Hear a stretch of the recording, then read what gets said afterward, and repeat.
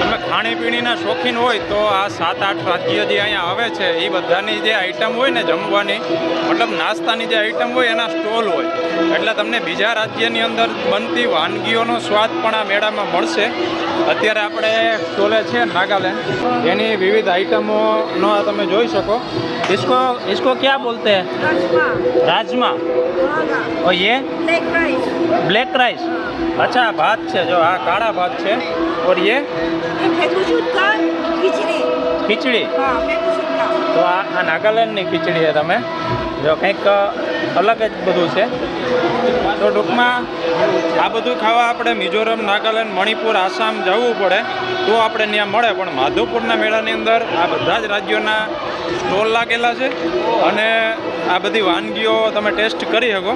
આપણા માટે બધું નવું છે એટલે કંઈ ખ્યાલ નથી આવતો કે આમાં કયું ટેસ્ટ કરવું, એ થોડું મૂંઝવણ થઈ જાય. કારણ કે કાળા ભાત, આ ભૂખરી કઢી, આ રાજમા અને આ ધાણા ભાજી જેવી ચટણી. વાહ, ચટણી જો આને ધાણા ભાજી સમજતા તો ચટણી નીકળી. અને ગ્રીન ચીલી.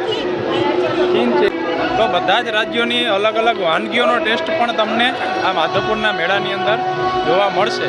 આખો વિભાગ જ અલગ છે. આવી રીતના ત્રિપુરા, સિક્કિમ, નાગાલેન્ડ, મણિપુર બધા જ રાજ્યના સ્ટોલ છે. એની પ્રખ્યાત આઈટમોનો સ્વાદ પણ માણી શકો. અને બાકી બીજી આપણી બધી આઈટમો પણ હોય.